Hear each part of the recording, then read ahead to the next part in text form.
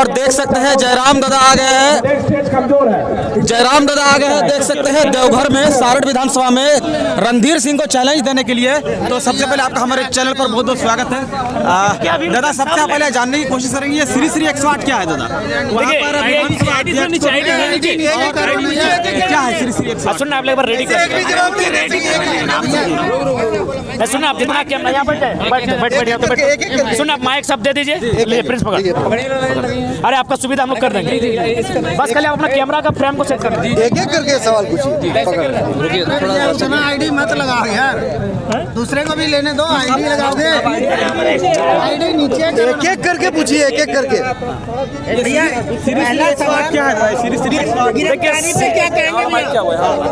श्री श्री 108 श्री एक सम्मान है, उनके विचारों के हम विरोधी है, उनके विरोधी नहीं है, इसलिए पहले हमने सम्मान दिया, फिर उनकी नीतियों को उजागर किया जो गलत कर रही हैं। जहाँ तक मुख्यमंत्री और ईडी का सवाल है, मेरा मानना है कि माननीय मुख्यमंत्री दोषी हैं, लेकिन फिर भी एक झारखंडियत होने के नाते मुझे इस बात का भी एहसास है कि कहीं ना कहीं ईडी जो है वो बायस्ड होकर काम कर रही है, क्योंकि बीजेपी के घर कभी नहीं जाती है, बीजेपी के द्वार नहीं जाती है।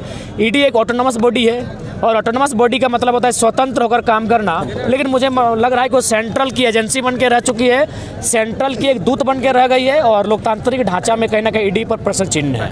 दुमका लोकसभा सुनील सोरेन पर उतरा, कुछ बोला नहीं गया, क्या बात है? मात्र एक शब्द उनके नहीं बोला, बिल्कुल बोला मैंने, बोला गया।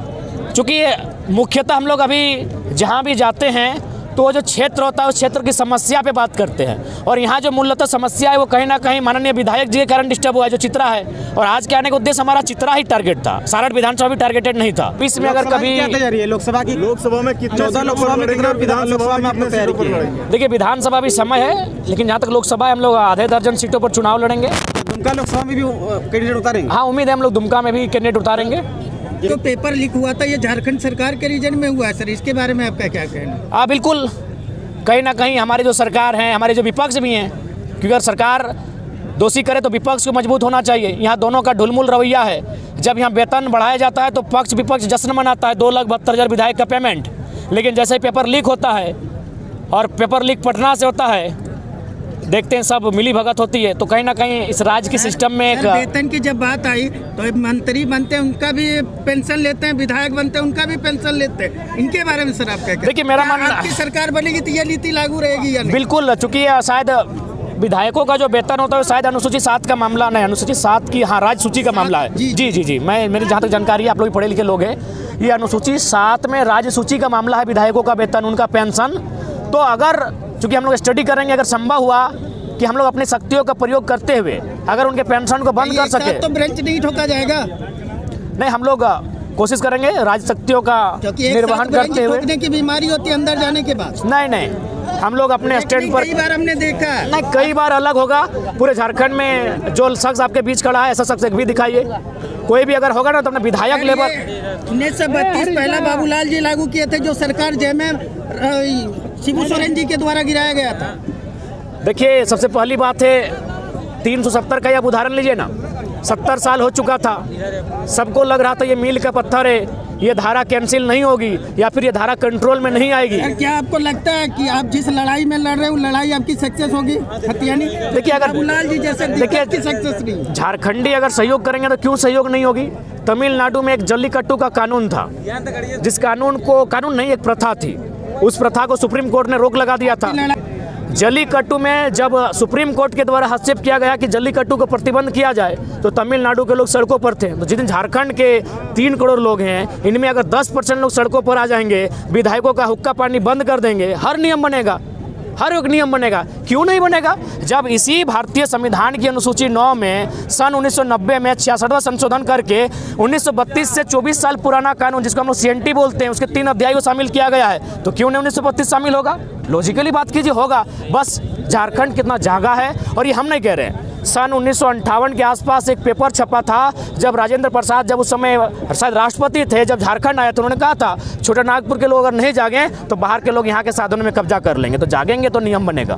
विधायक सांसद अपनी नाकामयाबी को छुपाने के लिए अगर किसी धर्म का सहारा ले रहा है तो ये ठीक नहीं है। चंपाई सोरेन मुख्यमंत्री के रूप में है, इसको आप किस रूप में देख रहे हैं?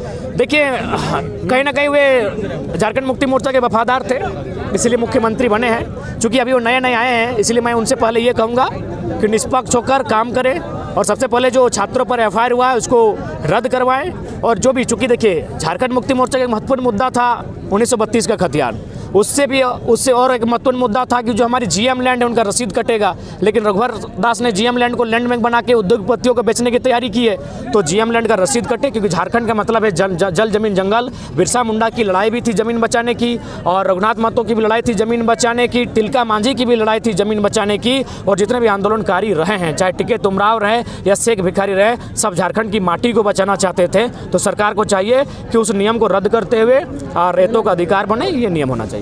जेबी केसेस को लगातार लोग सर पिछले कुछ दिनों पहले अंगद नायक को डेथ हो गए, फिर कुछ लोग कहते हैं कि हमें टारगेट किया जा रहा है और आपके लोगों को छांट के केस कर दिया जाता है, तो इसको किस रूप से देखते हैं? नहीं, केस पे हमें टारगेट किया जा रहा है, लेकिन आज अंगद नायक को हम लोग इस सभा में भी श्रद्धांजलि दी है। हमें खेद है, और एक ऐसी मैंने क्षति है जो शायद भरी नहीं जाएगी।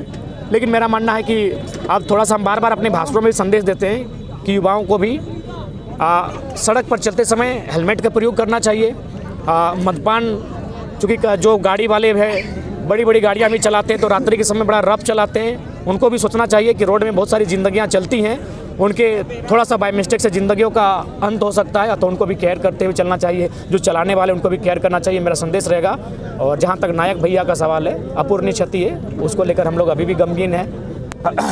हम आदरणीय माननीय बड़े भाई रणधीर कुमार सिंह को पुनः कहेंगे, उन्होंने हमें चुनौती दिया था, मैं उन्हें आमंत्रण दूंगा कि उनका क्षेत्र है सारठ, उनका क्षेत्र है देवघर, मेरा क्षेत्र है गिरिडीह। तो चलिए आप भी सारठ से बाहर आइए, हम भी गिरिडीह से बाहर आते हैं। धनबाद सबसे हॉट सीट है, अब धनबाद लोकसभा में आइए, हम आपके सामने होंगे। धन्यवाद।